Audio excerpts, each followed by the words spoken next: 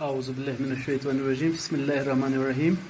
Class 8 बच्चों, आज हम एक सबक उर्दू किताब का पढ़ने जा रहे हैं। इस सबक का नाम है शेर मैसूर टीपू सुल्तान।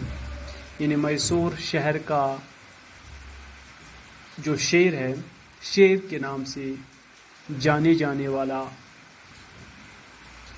टीपू सुल्तान, उसको शेर मैसूर भी कहते थे। और इसी के बारे में आज हम थोड़ी सी जानकारी हासिल करेंगे। जनूबी हिंदुस्तान में मैसूर एक तारीखी शहर है। यानी साउथ इंडिया, साउथ रियासतों में कर्नाटका आता है, केरला आता है, महाराष्ट्र आता है, और ये बड़े बड़े स्टेट्स जो रियासतें हैं हिंदुस्तान के जनूब में वाक़िया हैं।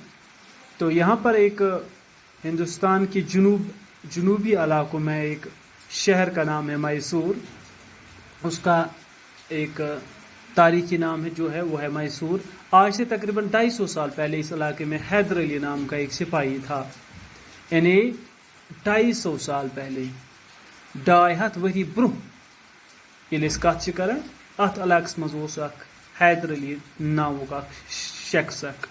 वो अपनी हिम्मत और हौसले से तरक्की करता हुआ मैसूर की रियासत का हुक्मरान बन गया। अपनी हौसले की वजह से, अपनी हिम्मत की बहादुरी की वजह से वो तरक्की करता गया और मैसूर का हुक्मरान बन गया। मैसूर उस वक्त एक रियासत थी। 18वीं सदी के आखिरी हिस्से में अंग्रेज़ों ने मदारिस में अपना इक़्तिदार कायम कर लिया था।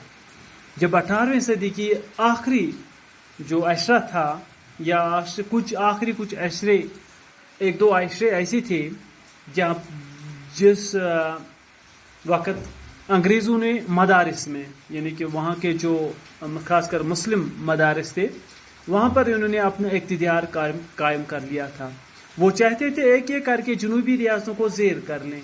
वो चाहते थे कि वो जनूबी के तमाम रियासतें जो थी वो अपने कब्ज़े में उनको लेना चाहते थे और अपनी हुक्मरानी कायम कर लें। अंग्रेज़ों ने बाज़ देसी रियासतों की मदद से हैदर अली की क़ुव्वत को कुचलना चाहा। अंग्रेज़ चूँकि वो कितने शातिर होते हैं, इन्होंने बाज़ देसी रियासतों, यानी जो मैसूर की हमसाया रियासतें थी, उन रियासतों की मदद से उन्होंने हैदर अली की जो ताकत है उसको कुचलना चाहा, उसको ख़त्म करना चाहा। लेकिन इन्हें कामयाबी हासिल नहीं हुई, क्योंकि हैदर अली जो था इंतहाई ताकतवर था, इंतहाई बहादुर था, इंतहाई जुर्तमंद था। वो इसमें कामयाब नहीं हुए कि वो हैदर अली की क़ुव्वत को कुचल डालें।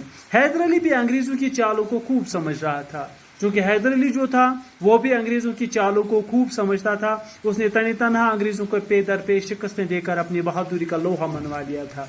उसने तनी तनहा, यानी अकेले में, उसने अंग्रेज़ों को एक पे दर पे, यानी लगातार बहुत सारी शिकस्तें दी और अपनी बहादुरी का लोहा मनवाया।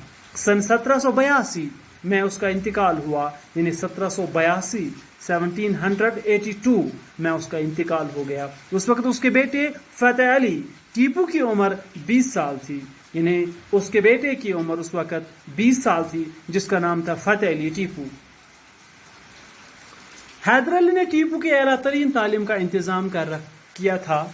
जो हैदर अली था उसने टीपू की आला तालीम के लिए बहुत सा अच्छा सा इंतज़ाम किया था और उसकी बेहतरीन जगह जंगी तरबियत दिलाई थी।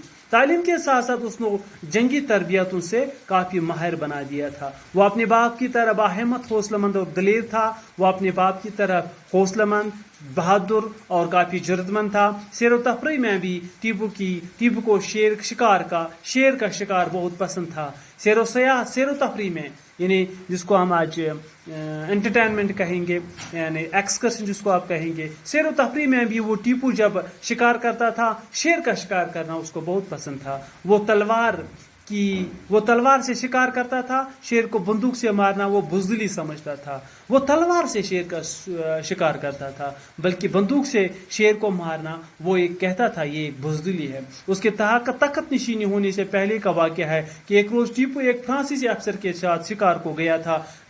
तख्त नशीनी जब वो बादशाह बना, उससे पहले एक वाक़या का जिक्र है कि एक रोज़ टीपू फ्रांसीसी अफसर के साथ शिकार को गया था। शेर सामने आया तो अफसर ने बंदूक थान ली। जो ही शेर सामने سامنے آیا تو اس فرانسیسی افسر نے بندوق تھان لی. اس نے سوچا کہ میں بندوق سے اس کو ہٹاؤں, اس کو ماروں. ٹیپو نے اس کو روک دیا, لیکن ٹیپو نے اسے روک دیا. ادھر شیر تیزی سے اس دونوں پر لپکا, شیر تیزی کے ساتھ آیا اور دونوں پر وہ جھپٹ پڑ گیا. ٹیپو نے بجلی کی سی تیزی کے ساتھ جھپٹ کر شیر پر وار کیا اور تلوار کی ایک ہی وار میں شیر کی چاروں ٹانگیں اس کے جسم سے الگ کر دی.